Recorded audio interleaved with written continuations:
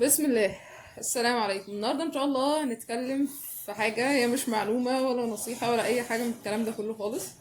فلا عايز يسمع يسمع، واللي مش عايز ما يسمعش. يعني هنتكلم في ايه بقى؟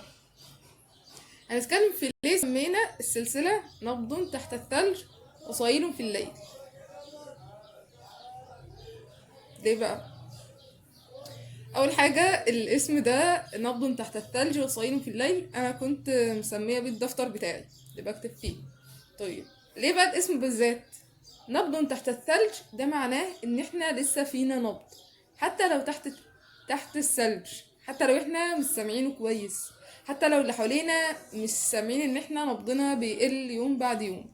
نبض تحت الثلج معناه ان ما زال القلب ينبض وما زال فينا نفسا، فلا بد ان نحاول. هنحاول، مفيش مفر. طيب، وصهيل في الليل ليه برضو؟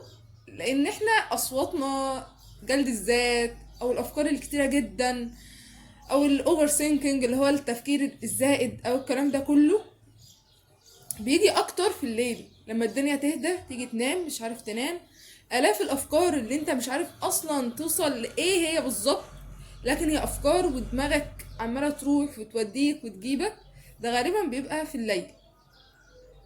نبض تحت الثلج وصهيل في الليل، عشان كده سمينا السلسله دي كده، لانها كانت اسم الدفتر بتاعي، ثم لان هي بتعبر عننا، عن حالتنا، ان احنا بنكون في حالة مش افضل حاجة، لكن احنا بنبين ان احنا كويسين وان احنا تمام.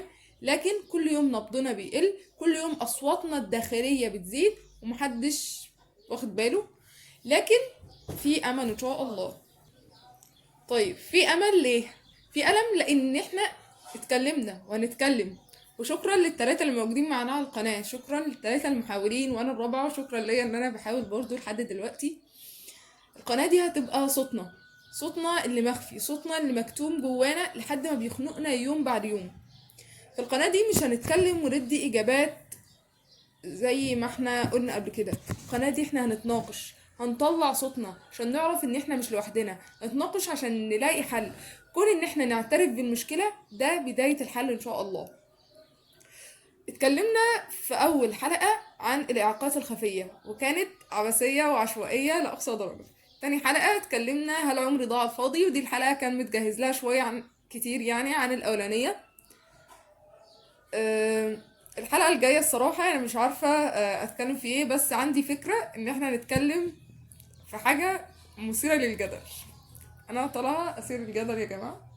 بسم الله الرحمن الرحيم. هنتكلم في ايه؟ هل في حب فعلا من اول نظرة ولا لا؟ هنتناقش بموضوعية، محدش ايوه انا بقول اهو. ماشي. وبعد كده ان شاء الله برضو احنا اتكلمنا، برضو بدأنا على القناة في كتاب السلام عليك يا صاحبي. ليه؟ لان انا شايفاه بيحكي اللي جوانا من الاخر يعني. انا كنت قرأه قبل كده وبقرأه تاني بصوتي، منزله على القناة، وان شاء الله قدام يعني بنزل لكم حاجات انا كاتباها ان شاء الله تعجبكم يعني باذن الله. وممكن ننزل برضو حاجات من بودكاست المحاولون اللي كنت عاملاها على القناة اللي فاتت. ده كلها افكار في دماغي هنحاول فيها. بس يعني مش عايزه اطول عليكم، بس ان شاء الله الدنيا تبقى مفيده. ولو حابين ان احنا مثلا نعمل قناه تليجرام للمناقشه او كده فهنحاول نعمل كده. بس يا ريت نتكلم، يعني يا ريت نشوف كده اقتراحات بعض، افكار بعض، نتناقش، لو في سؤال نتكلم مع بعض يا ريت. بس كده. شكرا لكل اللي سمع لحد هنا، وشكرا لكل اللي ما سمعش. سلام.